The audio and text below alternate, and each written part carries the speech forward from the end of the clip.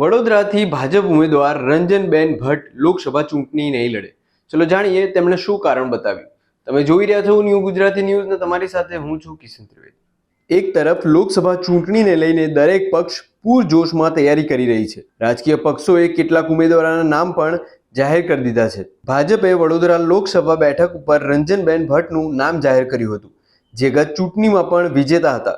જો કે રંજનબેન ભટ્ટે હવે ચૂંટણી લડવાનો ઇનકાર કરી દીધો છે. તેમણે પોસ્ટ લખીને કારણ જણાવ્યું છે. રંજનબેન ભટ્ટે સોશિયલ મીડિયામાં પોસ્ટ કરી છે, જેમાં લખ્યું છે કે અંગત કારણોસર ચૂંટણી નહીં લડી શકું.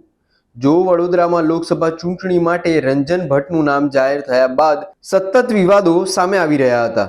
વડોદરામાં સાંસદ રંજનબેન ભટ્ટ વિરુદ્ધ સતત પોસ્ટ વોર જોવા મળી રહ્યું છે. અગાઉ રંજન ભટ્ટ વિરુદ્ધ પોસ્ટર લાગ્યા હતા, જે બાબતે કેટલાક લોકોની અટકાયત પણ કરવામાં આવી હતી. જે પછી રંજન ભટ્ટની તરફેણમાં પણ પોસ્ટર લાગ્યા હતા. હું રંજનબેન ભટ્ટ સાથે છું, મારું ઘર રંજનબેન ભટ્ટને સંગ લખાણની પોસ્ટ પણ સોશિયલ મીડિયામાં વાયરલ થઈ છે. પોસ્ટર વોરના વિવાદ બાદ હવે રંજન ભટ્ટના ચૂંટણી નહીં લડવાની જાહેરાતે સૌ કોઈને ચોંકાવી દીધા છે. હજુ સુધી વડોદરા લોકસભા ચૂંટણીનો ચહેરો બદલવાની ભાજપ હાઈકમાન્ડ દ્વારા કોઈ જાહેરાત નથી થઈ.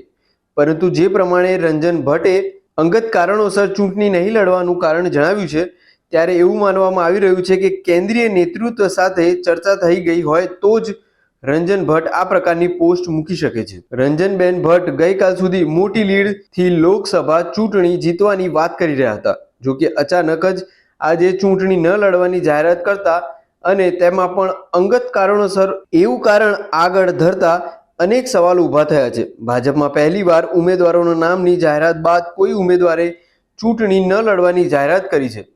એટલે હવે આ બેઠક પર નામ બદલાઈ પણ શકે છે. ચૂંટણી લડવાની અનિચ્છા બાદ રંજનબેન ભટ્ટે મીડિયા સમક્ષ નિવેદન આપ્યું છે, જેમાં તેમણે જણાવ્યું છે કે છેલ્લા 10 દિવસથી જે ચાલી રહ્યું છે તે દુઃખદ છે. મારા અંતરનો અવાજ આવ્યો કે ચૂંટણી નહીં લડવી, જેથી મેં પાર્ટીને સામેથી કહ્યું કે ચૂંટણી નહીં લડું.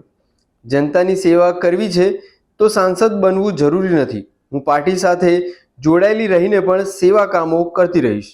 આવી લેટેસ્ટ ને અપડેટેડ માહિતી માટે જોતા રહો ન્યૂ ગુજરાતી ન્યૂઝ.